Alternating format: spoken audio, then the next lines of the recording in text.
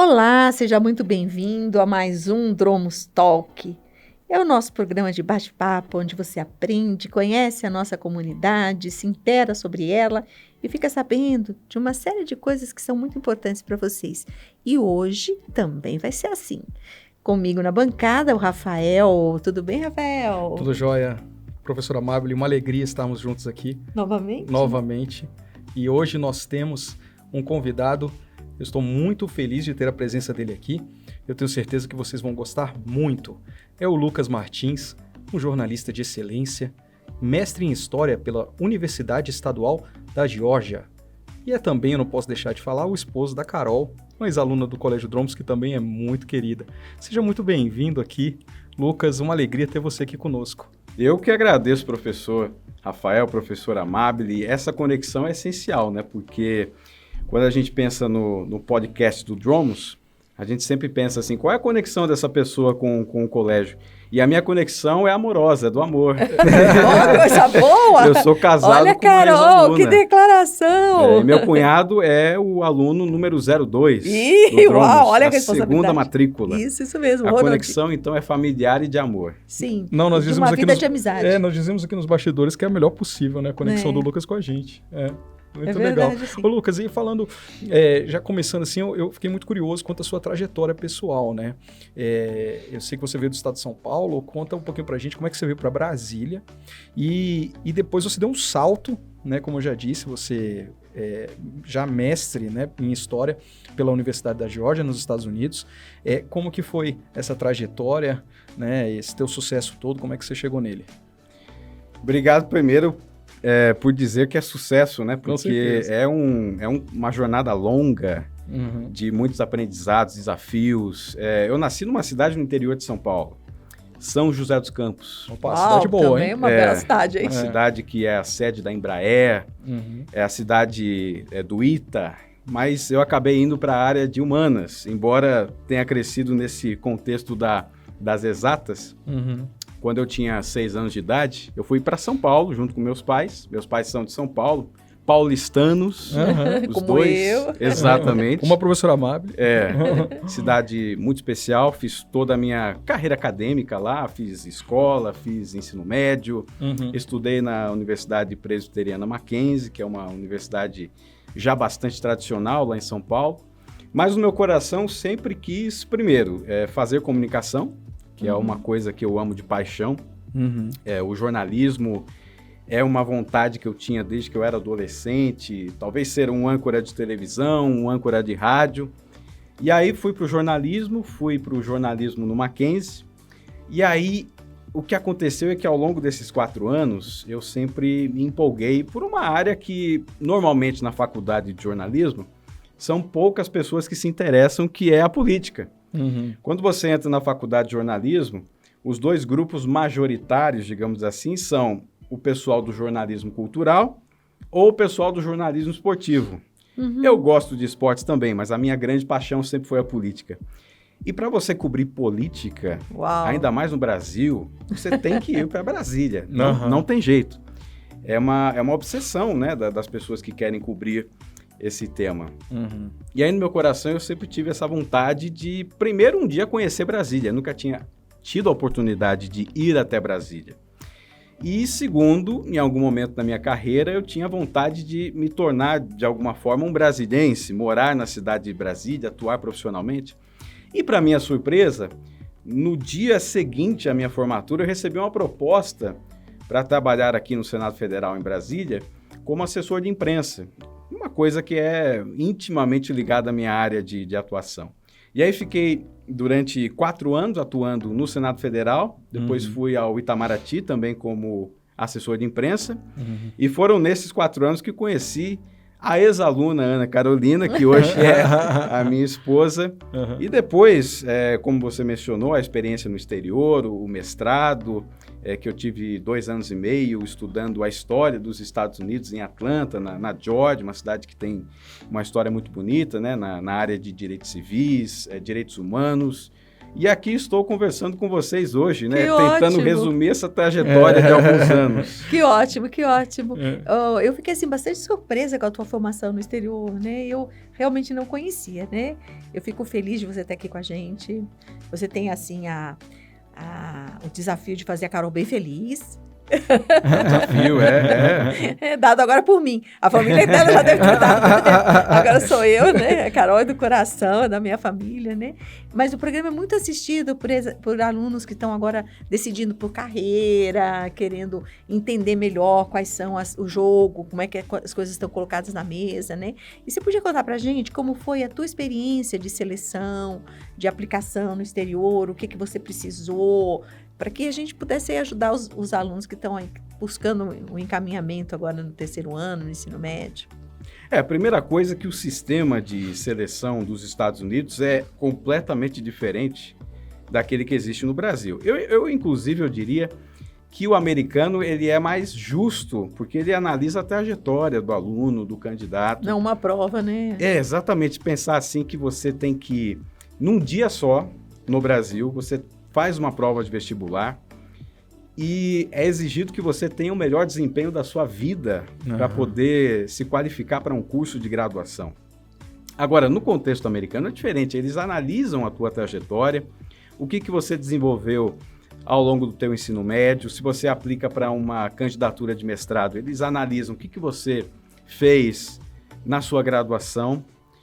Então, envolve uma série de questões e a primeira coisa que é importante desenvolver é o inglês. Não tem jeito, você tem que ter um inglês muito qualificado, um inglês que tire uma nota alta no exame do TOEFL, que é um exame internacional que atesta qual é o seu nível de inglês, se você escuta, entende bem, se você se expressa bem, se você escreve bem. E é uma prova que tem uma pontuação de 0 a 120.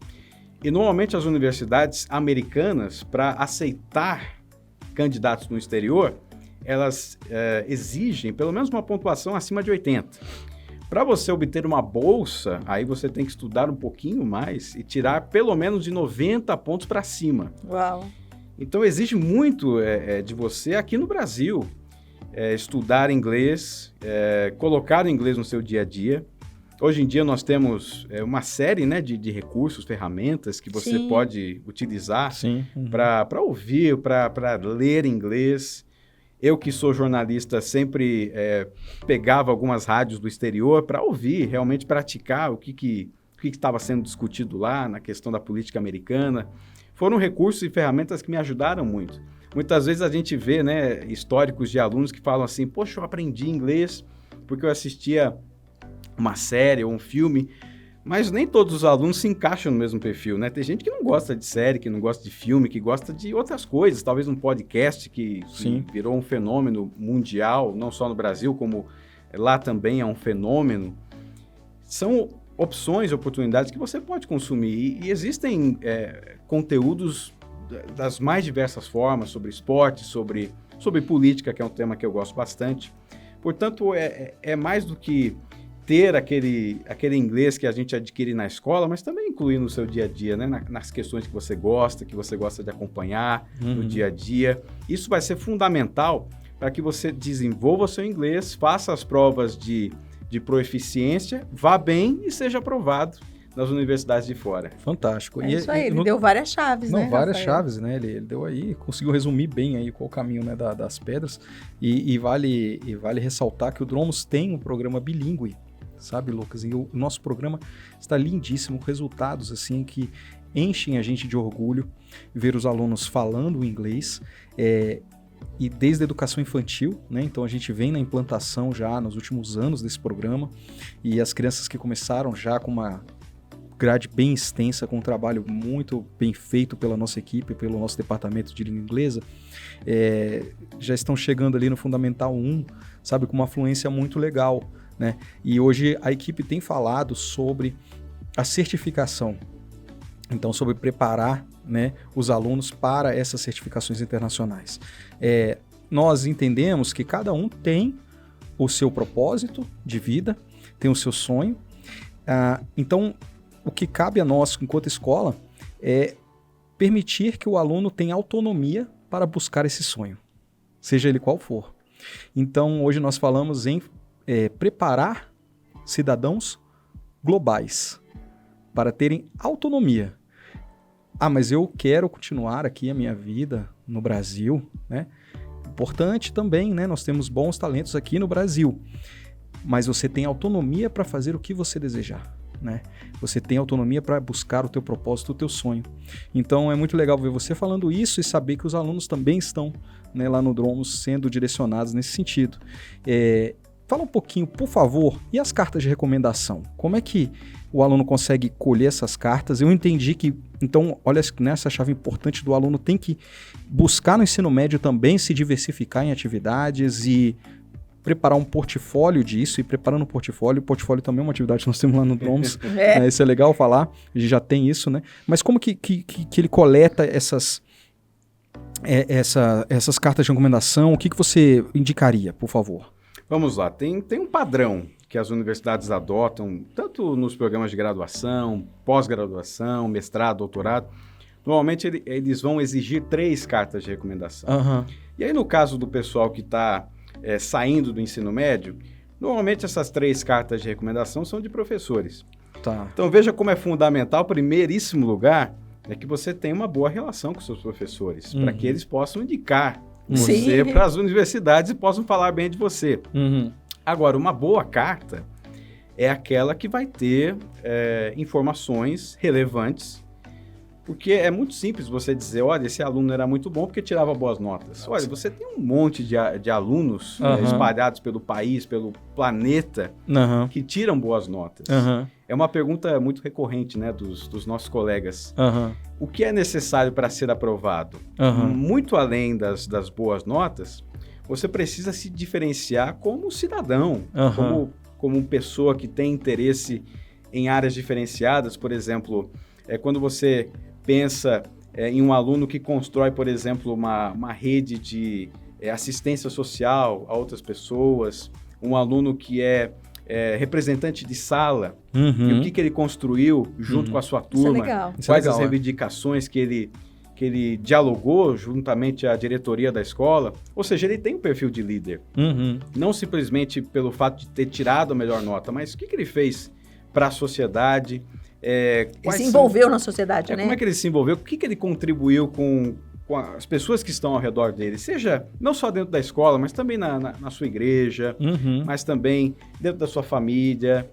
Quais são as iniciativas que ele participa ao longo da vida? Isso é fundamental e vai muito além da sala de aula também. Por isso que eu diria assim que a boa carta de recomendação é aquela em que o professor vai dizer, olha, além de ser um aluno bom, tirava boas notas, que fazia boas perguntas na sala de aula, ele é também uma pessoa que tem um perfil de liderança, um perfil de contribuição para a sociedade, é alguém que representa os alunos na hora de uma adversidade, na hora de uma dificuldade que os alunos enfrentam com relação a uma matéria, é ele que se posiciona para negociar com o professor o esclarecimento de um ponto específico. Esse tipo de carta de recomendação que vai ser fundamental para que você mostre que você, naquela universidade no exterior, você vai contribuir não só para você mesmo, no sentido de aprender coisas novas, no sentido de tirar boas notas, mas você vai contribuir para aquele ambiente do campus. O campus universitário legal, né? Uma verdadeira cidade, né? Porque você tem jornal universitário, você tem capelania universitária para aqueles que são evangélicos, católicos. Agremiações, né? Que são fundamentais, né, na existência do campus. Sim. E os campos universitários, as instituições, querem alunos com esse perfil, que tragam esse perfil de liderança e de contribuição para a sociedade de uma forma geral. Inclusive, nós temos uma expressão atual, né, que é inclusive em inglês para isso na escola, né, é soft skills. Né? É verdade. E Lucas, aqui eu fiquei assim, eu não posso deixar de tocar nisso, a sua experiência ali na Geórgia com tanta... que você estava me contando, né? E eu vou tentar aqui extrair aqui a essência aqui que eu fiquei fascinado, e o pessoal que assiste a gente vai gostar bastante, eu tenho certeza também. Tua experiência primeiramente ali no gabinete, né, de uma deputada jovem, né, com destaque no trabalho dela ali na Câmara dos Representantes da Geórgia, não é isso? Exatamente. Seguindo a experiência aqui em Brasília, na área política, quando eu fui para Atlanta, nos Estados Unidos, que é a cidade que eu escolhi para estudar, eu acabei mergulhando novamente no mesmo campo de trabalho que é a política. E agora sou assessor de uma deputada estadual lá da Geórgia, uma jovem deputada chamada Park Cannon. Legal. Ela tem só 30 anos de idade. Uau! É a deputada mais jovem da história do estado. Olha! É uma mulher negra. E pelo histórico, né, do Estado, de repressões, né, raciais, sim. É uma história muito comovente, né? Aquilo que ela enfrentou ao longo da vida, os preconceitos, as dificuldades. E ela chegar a esse patamar é um exemplo para muitas pessoas. E uma coisa importante também, né? Quando a gente pensa em estudar fora, precisamos pesquisar bem qual é a cidade, qual é o ambiente, qual é o país que eu vou escolher. Outra chave interessante. Que é algo que muitas vezes você vai para os Estados Unidos e de repente você cai lá num estado como Alabama, que é um estado um pouco mais rural, e de repente você tem um perfil um pouco mais urbano, mais cosmopolita, para aqueles que às vezes pensam que Brasília é às vezes um pouco provinciana demais, talvez se identifique mais com uma cidade como São Paulo, como Rio de Janeiro. Então, vale a pena fazer um estudo, um levantamento sobre o que aquela cidade oferece para você, em termos profissionais, em termos de experiência. Atlanta não é um grande centro nos Estados Unidos, do tamanho de uma Nova York, de uma Washington DC, de uma Los Angeles, mas é uma cidade que oferecia para mim, pela minha experiência profissional, tudo aquilo que eu esperava. Porque é a cidade que representou, na história dos Estados Unidos, o movimento dos direitos civis nos anos 60. Sim. De pessoas dentro das igrejas, especialmente igrejas negras, que se levantaram, que marcharam para requisitar, né, para pedir mais direitos para a população negra. Que havia muito racismo, dificuldades para que os negros votassem até os anos 60, que é muito recente. É bem recente. É bem recente. E esse legado continua. A igreja de Martin Luther King, em que ele foi pastor auxiliar, Martin Luther King, Prêmio Nobel da Paz em 64, a igreja continua lá. A casa em que ele nasceu continua lá. O Centro King, que é uma referência de práticas de não violência ao redor do mundo, de liderança em prol de direitos civis, continua lá. O Centro Carter, que é o centro do ex-presidente Jimmy Carter, que difunde a democracia pelo mundo. Tudo isso tem muito a ver comigo e com aquilo que eu queria experimentar lá fora. Então, eu diria assim, só para concluir essa longa resposta, no seguinte sentido: se você tem interesse de estudar no exterior, se tiver a oportunidade, visite as cidades. Dê uma olhada, conheça os espaços, conheça as pessoas, o perfil de cada cidade, porque aí você percebe se você se identifica ou não com aquela cidade. Eu tive a oportunidade de visitar algumas cidades que eu tinha certeza que o meu lugar era ali, e quando eu cheguei eu falei, poxa, eu acho que realmente eu ficaria entediado nessa cidade. E Atlanta foi um encontro perfeito, que me agradou muito. E hoje me dá oportunidades profissionais que são realizações de sonhos. Pois é, você estava falando do Martin Luther King, você teve um encontro com a Bernice King, não é isso? É verdade, foi uma das experiências mais especiais. É filha dele, né? Filha dele, filha mais nova dele, que é a atual CEO do Centro King, né? Que, como eu comentei, né? Aquele centro que foi fundado. É um centro de treinamento? O que é? É um centro que difunde as ideias de Martin Luther King. Tá. E difunde isso não somente localmente, mas também pelo mundo. E eles oferecem alguns treinamentos para líderes específicos, né? E isso normalmente é feito através de grupos pequenos. E eu tive a ocasião de participar de um desses treinamentos. E uma das pessoas que oferta o curso, né, que dirige o curso e é uma das nossas professoras, é a própria CEO do King Center, filha de Martin Luther King. Gente, que fantástico isso. E você imagina, você estar numa sala de cerca de 15 a 20 pessoas, ouvindo essa mulher falar. E eu me lembro claramente de uma das frases dela, que ela dizia assim, eu me lembro quando meu pai disse que tinha um sonho. E aquilo jamais saiu da minha cabeça, porque é o seguinte, a gente aprende na escola, no colégio, que existiu um certo Martin Luther King que proferiu... fez um discurso. Que tinha um sonho, e de repente você está na frente de uma mulher, né, de uma instrutora, que fala, meu pai disse isso. Uau. Fantástico. Não é alguém que eventualmente ouviu no YouTube ou ouviu porque estava presente no local, que já seria fantástico por si só, mas você sentia aquela ligação de sangue que vem da família, de você dizer assim, o meu pai, aquele que me educou, aquele que me dava leite, aquele que brincava comigo no parque, aquele que estava sentado comigo na hora do jantar, Sim. foi ele que falou aquilo. Uau. Então eu senti aquele impacto, né? Aquela experiência de estar naquela sala e ouvindo das palavras dela. O meu pai disse isso, meu pai disse que tinha um sonho. Fantástico, hein? Não, realmente, assim, eu imagino, assim, você lá fazendo parte desse treinamento e vendo ela contando na sua frente.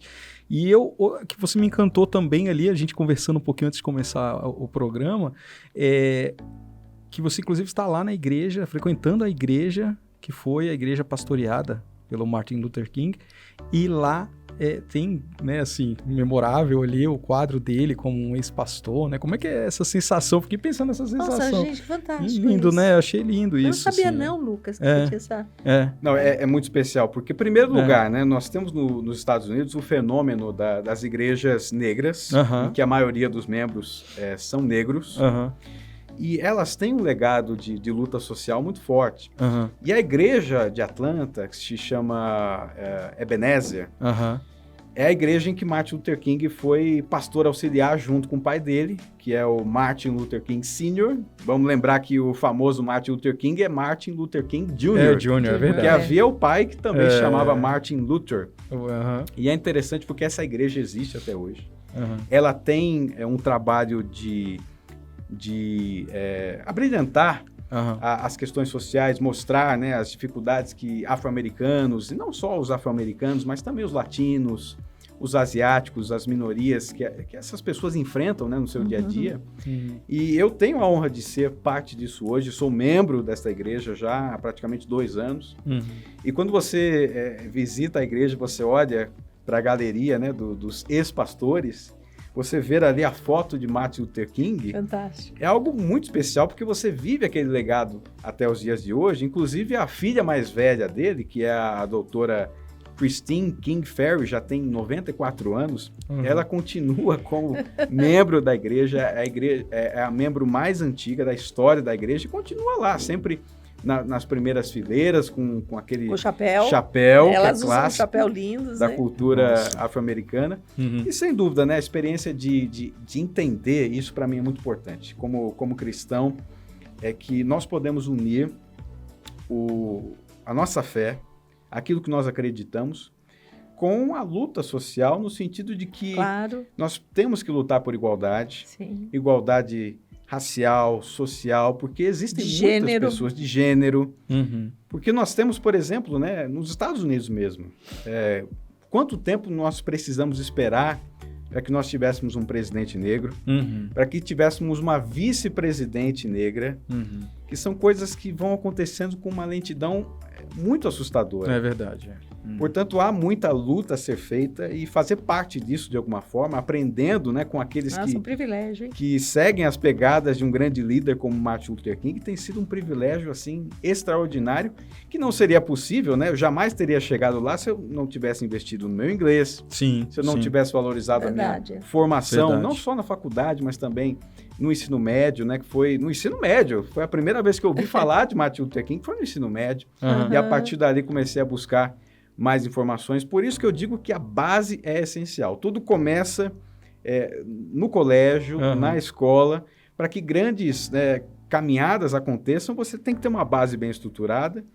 E quando você menciona, né, professor Rafael, a questão do treinamento bilíngue que o Dromos oferece, isso é fundamental. Eu, particularmente, não tive essa experiência, né, de estudar num colégio que oferece essa ferramenta, e sofri bastante no meu começo lá. Precisei, assim, ter muita coragem. Se esforçar bastante. Errei muito no inglês, pessoas me corrigiam com uma certa delicadeza, mas quando você tem essa base e consegue levar isso para lá, você consegue desenvolver as suas amizades, as suas conexões de uma forma muito mais natural. Eu senti falta disso na minha formação, mas para aqueles que nos acompanham agora e têm essa oportunidade, aproveite. Isso é muito importante, muito valoroso. Muito legal, muito bacana. E vendo você falar também de luta por direitos civis, né? E como que esse processo é muito mais lento do que a gente gostaria, né? E que deveria ser.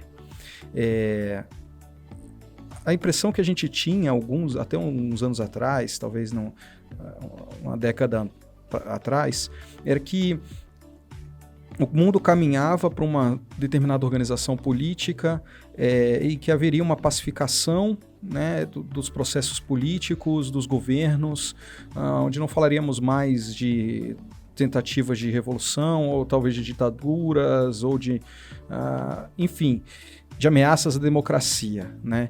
E a gente sabe, assim como o cristianismo, que a democracia ela é uma base fundamental da nossa civilização ocidental, né? assim como o cristianismo também é. E hoje, como historiador, né, jornalista, cientista político, que você é ativista também, né? Então, começar aqui a falar aqui, não vou acabar a lista aquilo. Muito legal. Muito legal. Cristão. As democracias hoje, né? E aí também os direitos civis e direitos fundamentais, elas correm risco? Existe risco? Existem ameaças? E se existem, quais são, né, quais que você faz aí a sua leitura e que a gente precisa ter visão e tomar cuidado? Quanto tempo temos para responder essa pergunta? É uma pergunta muito simples, talvez é aquela que norteia a minha profissão, eu quero que você faça uma tese aqui agora. Ele quase já fez a tese na pergunta. A tese já está quase a pergunta, já quase na pergunta. Mas eu resumiria dizendo o seguinte, né? É muito perigoso quando a gente começa a relativizar a importância da democracia. Por isso que eu digo que é espantoso para algumas pessoas, mas quando eu digo que eu sou conservador, é no sentido de pensar no seguinte, vamos pensar num quadro. Né? No quadro você tem a moldura. E dentro do quadro você pode pintar da forma como você bem desejar. É assim que funciona a democracia de uma certa maneira. Então eu diria o seguinte, que no sistema político, seja brasileiro, seja americano, a moldura é a democracia. Porque o quadro precisa da moldura. Então, a nossa discussão vai ser dentro do quadro, porque a moldura já existe, ela está lá. Gostei muito dessa figura aí. Ela dá o contorno, né? Ela dá o contorno. E a partir do momento que você relativiza a moldura, você não é conservador mais, você já está pensando fora da moldura, e pensando novos modelos que podem ser perigosos, que remontam a situações que nós vivemos no passado, que nos levaram a barbárie, guerras, Guerra Fria. E que a gente não quer mais, né? Recentemente que nós tivemos, que foi um cenário de muito medo, né? Por conta do terror da bomba atômica e de outras questões também. Verdade. Mas eu diria que é fundamental não relativizar a democracia. A democracia é fundamental e tudo aquilo que nós quisermos discutir no sentido de qual é o melhor modelo econômico, qual é a melhor forma de você distribuir renda, isso nós vamos discutir dentro do quadro. A moldura está lá, sempre estará lá, que é a democracia, mas dentro do quadro nós vamos discutir, nós vamos discordar, nós vamos ter as nossas desavenças políticas, mas algo é primordial, não se brinca com valores essenciais como a democracia.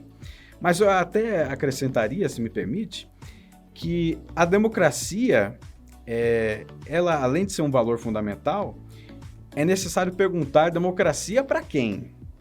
Para quem no sentido, por exemplo, né, num sistema político em que nós temos mais de 60% da população brasileira composta por uma população negra.